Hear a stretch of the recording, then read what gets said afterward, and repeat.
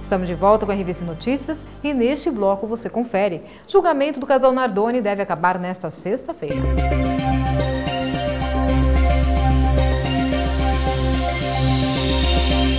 O quinto dia de julgamento do casal Alexandre Nardoni e Ana Carolina Jatobá entra nesta sexta-feira na sua fase decisiva. Promotoria e defesa defenderão suas teses e, a partir disso, os jurados podem tomar suas decisões. A previsão é de que seja o último dia de julgamento. Nessa quinta-feira, encerrou a fase de depoimento dos réus. Concluída essa etapa, será a vez dos debates entre acusação e defesa.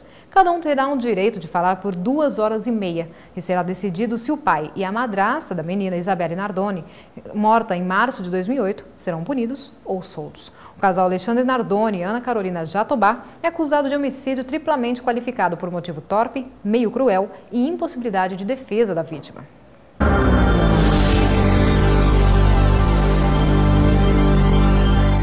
Voltamos com as notícias do esporte com João Carlos. Ok, Gisele e amigos do RVC Notícias, estamos de volta para falar mais de esportes. Nesse segundo bloco, começamos falando do futebol pelo Brasil. No Rio, o Vasco, depois de dispensar o técnico Mancini, segue em busca do treinador. O técnico caiu depois da derrota para o Americano, no meio de semana, por 3-2, sendo que torcedores, inclusive, quebraram parcialmente a porta do vestiário, com pontapés, coisa que não se deve fazer. Mas para o clássico domingo contra o Fluminense, o técnico gaúcho dos juniores deve dirigir a equipe. Ontem, o Botafogo venceu o Volta Redonda por 1-0, gol de Caio. Já pelo Brasil, o Grêmio conseguiu a 12ª vitória consecutiva.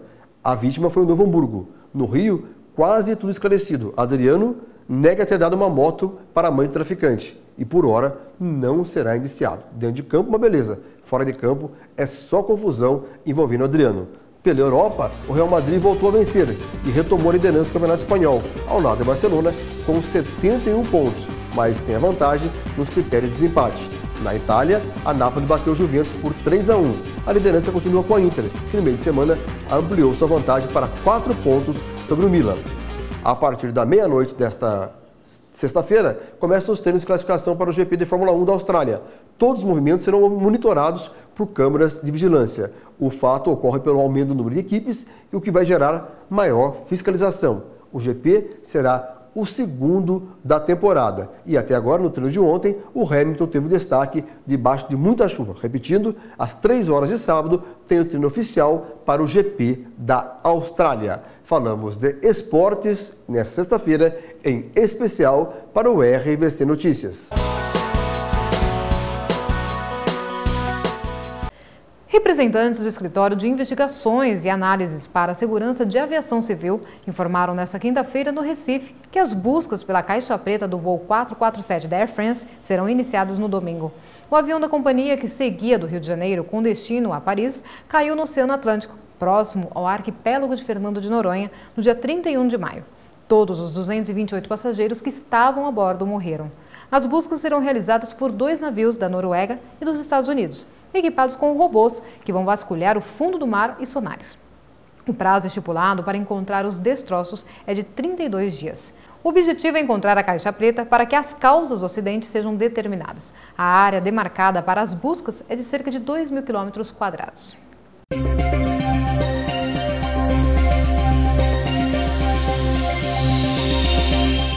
O presidente Lula foi firme nessa quinta-feira ao comentar a maneira como está sendo conduzido o processo de paz no Oriente Médio e sobre as críticas que tem sofrido por sua aproximação com países árabes e o Irã.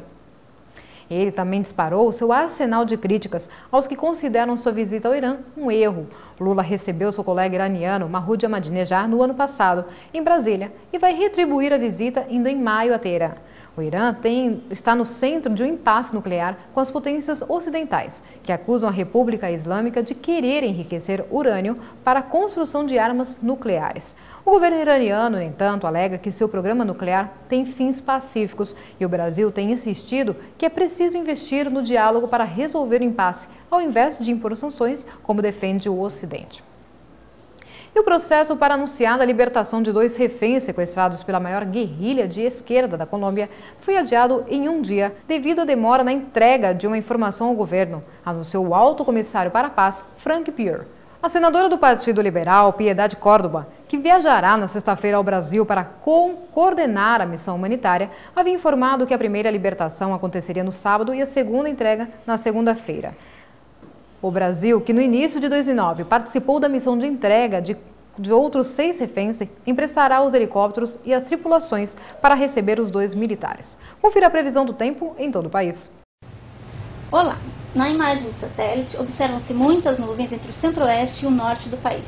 Essas nuvens estão sendo formadas principalmente pelo forte calor, alta umidade do ar e pelo padrão dos ventos em altos níveis da atmosfera. Na região nordeste, além do calor e umidade, as nuvens estão sendo formadas pela atuação de uma área de baixa pressão em altitude, centrado entre o Atlântico e o leste da Bahia. No leste e do sudeste, a nebulosidade é favorecida pelos ventos úmidos vindos do oceano. Entre São Paulo e o leste da região sul, as nuvens são associadas ao padrão de ventos em altitude e à convergência de umidade em superfície. Agora vamos ver como fica o tempo hoje. Nesta sexta-feira, a massa de ar quente e úmido seguirá atuando sobre as regiões norte, centro-oeste e sudeste do país, onde espera-se bastante nebulosidade e pancadas de chuva, que de forma localizada deverá ser forte. Entre o nordeste e norte de São Paulo, em grande parte de Minas Gerais, nas áreas de serra e norte do Rio de Janeiro e no sul do Espírito Santo, o sol predominará em grande parte do dia, mas a partir da tarde espera-se um aumento de nuvens e pancadas de chuva. Na faixa norte e leste do nordeste, a atuação de uma área de baixa pressão em altos níveis da atmosfera favorece a formação de nuvens, que provocarão pancadas de chuva a qualquer hora do dia.